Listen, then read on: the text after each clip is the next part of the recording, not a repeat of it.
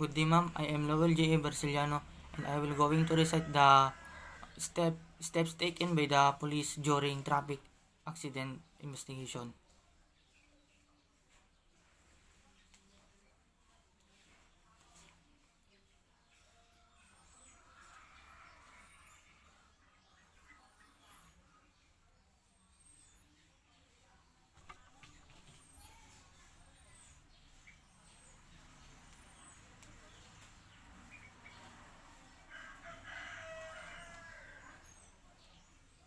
Step 1.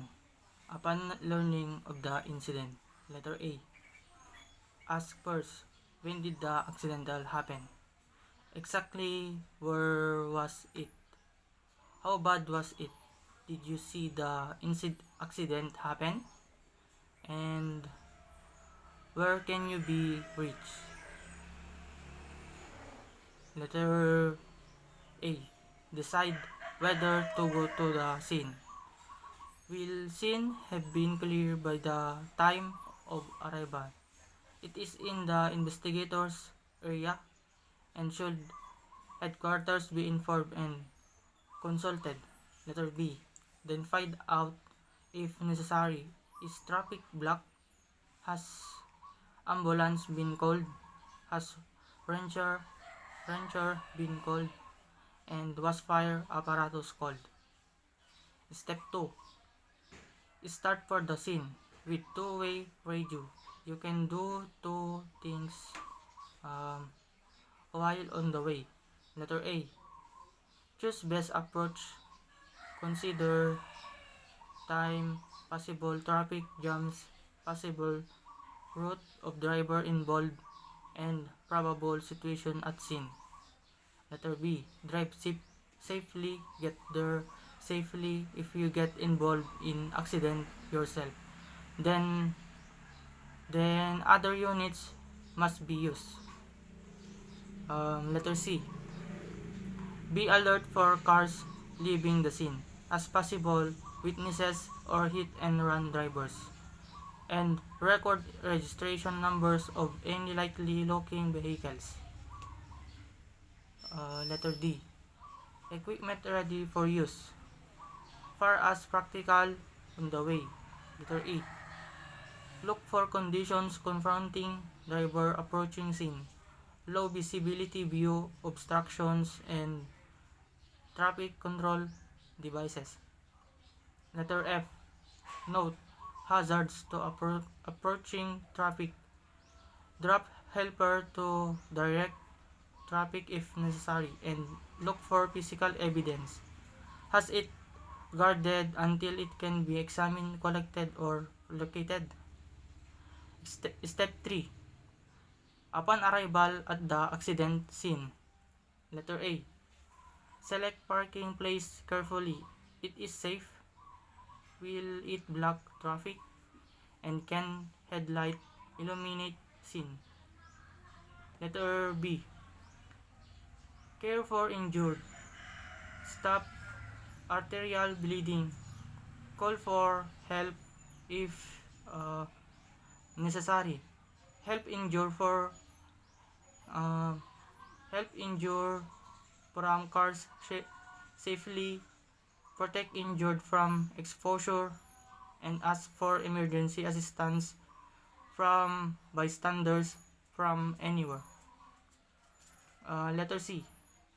Look over bystanders and others. Look for drivers. Look for possible witnesses. Look for volunteers who will help you and get them under control. Letter D. Have emergencies under control. Have spilled gasoline guarded. Look for fire and electrical hazards. Look for traffic hazards.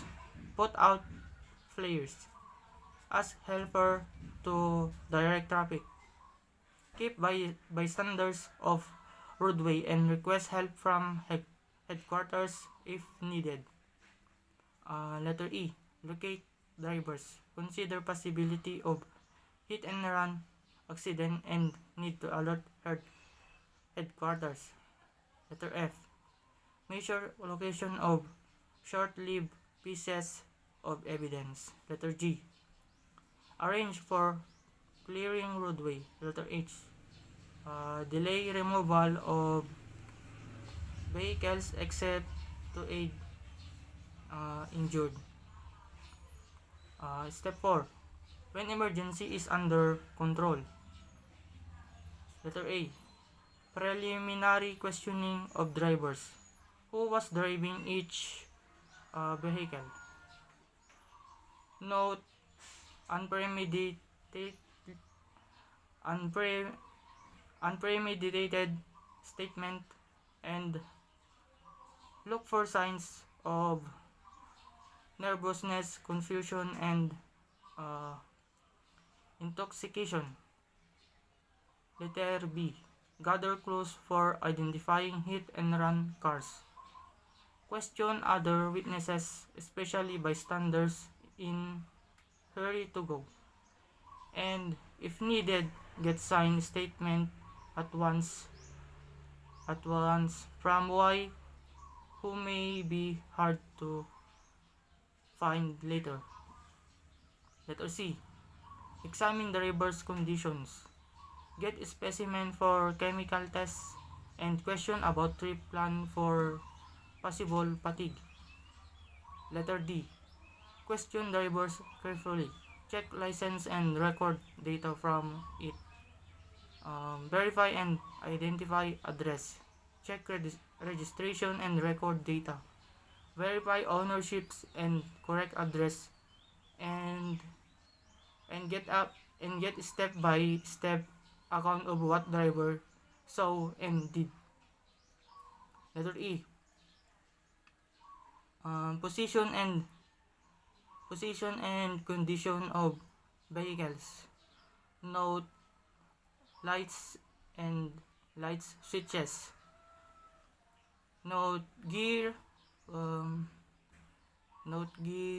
position and tires. Mark position of vehicles if it must be removed, and look for as unusual thing inside the vehicles. Letter F. Form preliminary opinion as to how accident occurs. Letter G. Photography. Photograph skid mark and location of vehicles, and mark skid mark location for later measurement. Record place to which injured persons or damaged vehicles were or will be taken. Step 5. After getting short live evidence. Letter A. Get additional evidence. Make 10 test skids, decide whether proof of violation is sufficient for arrest. If so, make arrest or issue citation, and get additional formal statements from witnesses remaining at the scene, and have the road clear if traffic is obstructed. Letter B. Suggestion to drivers if necessary. How much accidents can be avoided in the future, and tell drivers what reports they must make and dismiss them. Letter C. Approach the scene by path of each traffic unit involved.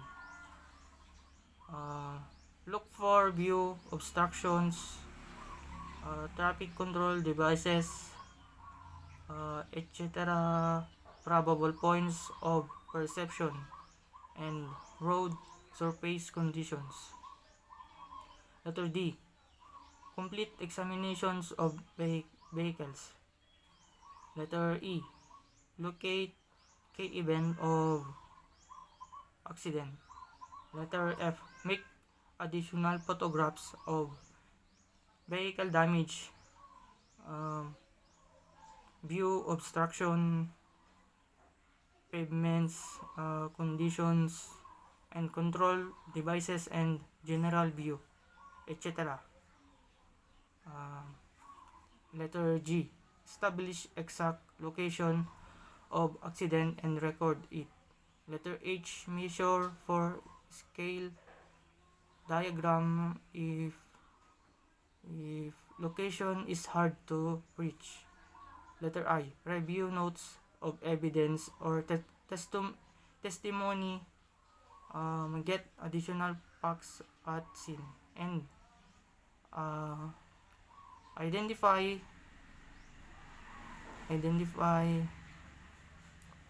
all notes with places and time. Letter J. Clean up location or arrange to have it done. Letter K. Report to headquarters by radio or telephone. Nowadays, the cellular phone is a ready alternative in reporting to police headquarters. Step 6. After leaving the scene. Letter I. Get medical report or on injured persons from doctor or hospital. Letter J. Question drivers or witnesses at hospital or home if not adequately question and take needed additional statements. Letter K. Notify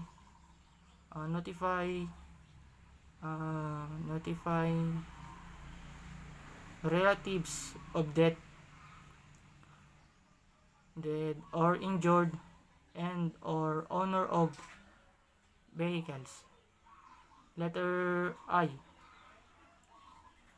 Have specimens analyzed if were taken for chemical or laboratory tests. Letter M. Have photograph developed. Get prints if needed for report. Letter M. Have photograph developed. Get prints if needed for report. Letter N. Complete the report of the accident. Have copies made if necessary. File report and copies and complete factual data on investigation report if not completed at scene. Letter O.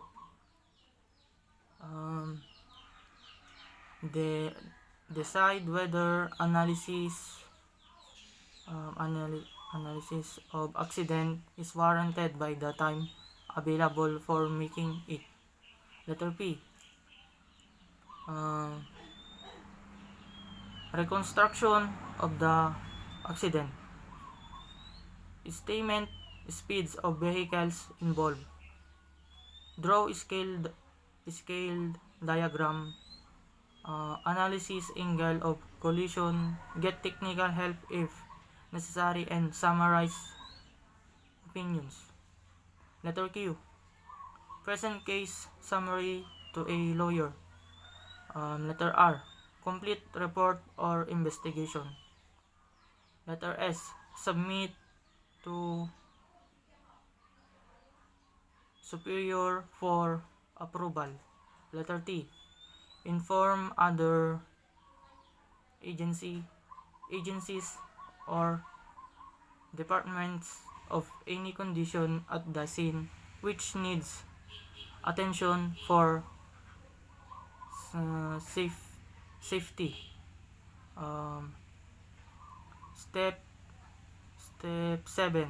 If case goes to court. Letter A. Find out what the prosecutor wants further to develop evidence. Letter B. Return to the scene if necessary for the following: additional photographs of general scene and long-lived evidence. Measure for scale diagram for use in court, and locate Locate additional witnesses and review their testimony. Letter C. Locate also if necessary. Uh, Relatives and friends who confirm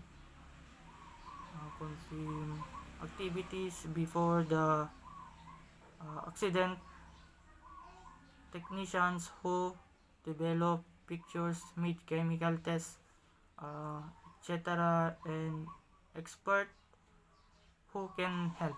Letter D. Have enlargement made of any photo needed in court. Letter E. Enlarge scale diagram made for court use. Letter F. Trial conference with prosecution witnesses review to review testimony. Letter G. Ensure that subpoenas are issued. Letter H. Testify in court. Letter I. Organize papers and file permanently if necessary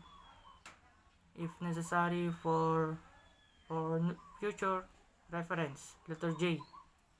Ensure that the disposition of case is recorded in driver's record and other reports.